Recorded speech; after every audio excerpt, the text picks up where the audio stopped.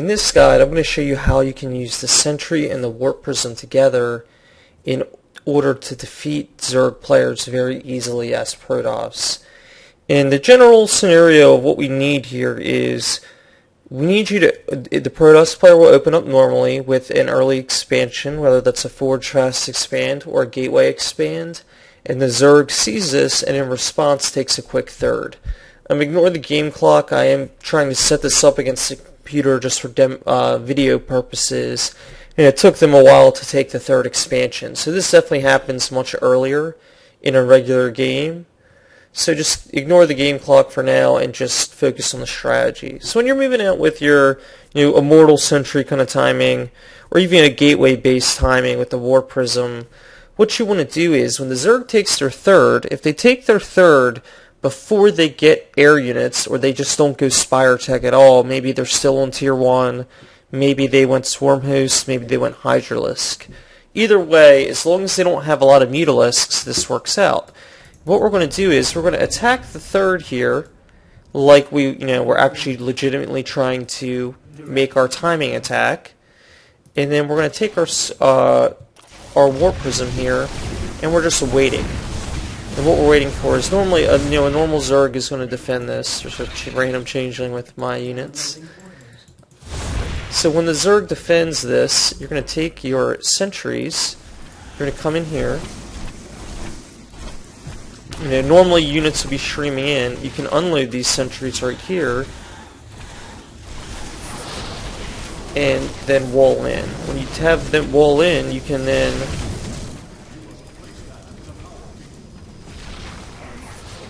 warp in more Sentries, and you can just keep force fielding this. And now units that are stuck down here to defend this base can't get in. So it's basically just your it's just these Sentries, or it's just the units coming out of this single base that can defend. All the Zerg reinforcements that would be coming out of the third and would be coming out of the natural or even the fourth are stuck, while the zealots that you are warping in and the units that you're warping in are just streaming into the main. And you can, even with this force, you can recoil back. Obviously you'd want to be a little bit faster than me. I'm trying to talk, which makes it much more difficult to pull this off. Obviously you don't want to get pulled out like that.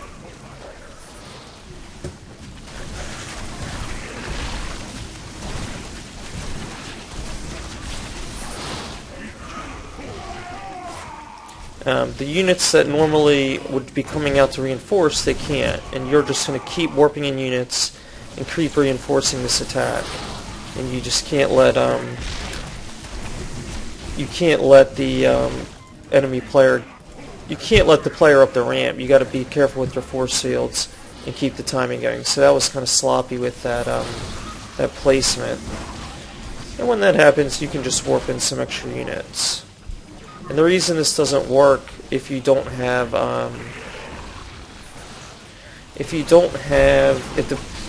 Protoss or the Zerg player has air units, they can just fly in and kill your initial Sentries. They kind of had a couple units up here already, which was abnormal, because it is a computer player. Normally the computer's going to pull all their supplies down to this third to defend this third.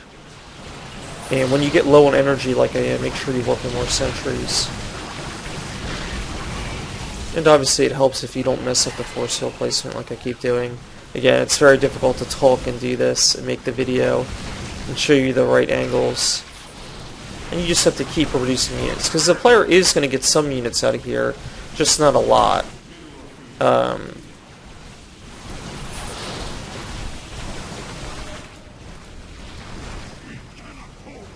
So you do need to make this steady stream of reinforcements. And you have to be careful not to get hit by like Hydralisks on this low ground.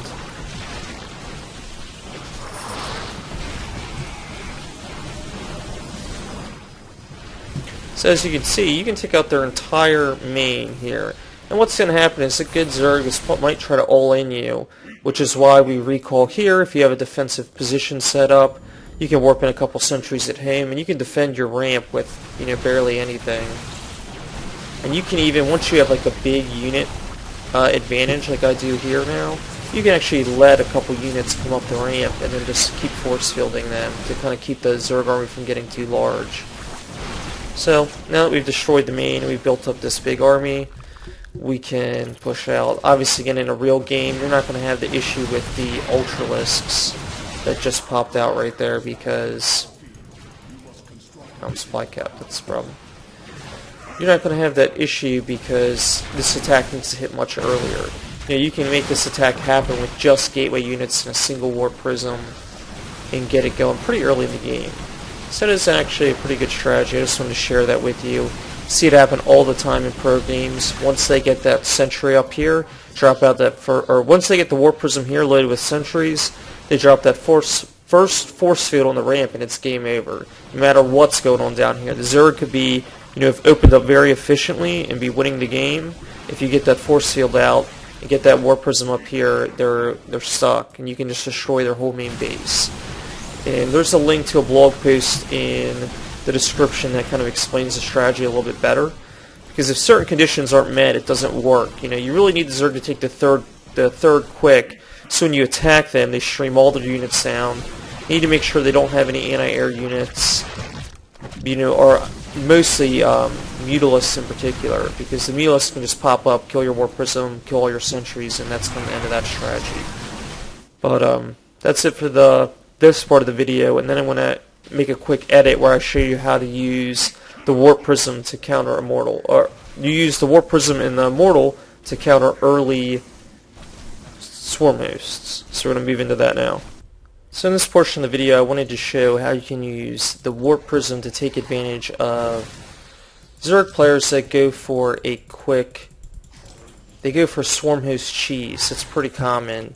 For not really at the professional level because players can counter it too easily, but if you're on the ladder playing around, you will see Zerg players go for like a 2-base all-in with Swarm Hosts and not much else against a Protoss player who has gone for a Forge Fast Expander and otherwise a quick expansion build. And they use like Spore Crawlers and Queens to make sure that you can't just counter them with a couple of Void Rays. So what you can do is use the Swarm Host. And for some reason on this this map's a little bit weird with the AI, so bear with me. Basically, if you know you're using Immortals and Locusts come out, let's say this spawn a bunch of Locusts, you can just lift up, and obviously the Locusts can't hit you. Warp Prisms are much faster than Locusts, even if the Locusts try to turn around once they realize what had happened. The Immortals can focus fire down a couple of these Swarm Hosts, and then when the next round of Locust spawns, once their shields get bursted, they can just lift off and fly away. And if you have two Immortals, or two sets of Immortals and two Warp Prisms, you can really deal out some damage. I mean, this wasn't an equal fight. Imagine if the supply counts were closer, where we had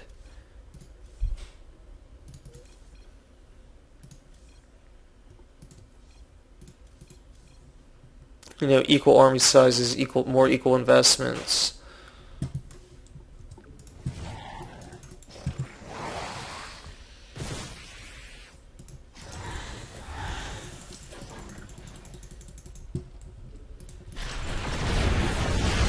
If Immortals will quickly take out Swarm Hosts in equal supply that way. So it's a good strategy to know. And what you do about the whole Queen and Spore Crawler thing is, you don't actually attack that fortified position. You pick up these Immortals and you start dropping around the Zerg bases. With no anti-air, the Immortals will drop at like the third. Take out as many drones as you can, take out the Queen that sits there. And when the Protoss tries to move their Swarm Hosts into position, you just scoop them up and then drop into the main. And you can attack into the main or the natural. And then when they finally get back over there, you just keep repeating it. You keep jumping between base to base. Basically, Swarm Hosts are so slow that it's best not to engage them directly if you can. Fly over the Locusts, drop right on top of the Swarm Hosts. It's actually a really effective strategy. And it does require some micro, but with some practice, it's not too bad. So I hope this video was helpful for you, and you now know how, or some new ways anyway, to use the Warp Prism in Protoss vs. Zerg. You should still be using it, you know, for harass attacks and as like a mobile pylon. They're definitely good. So hope this video is helpful, and make sure you start making warp prisms in your games.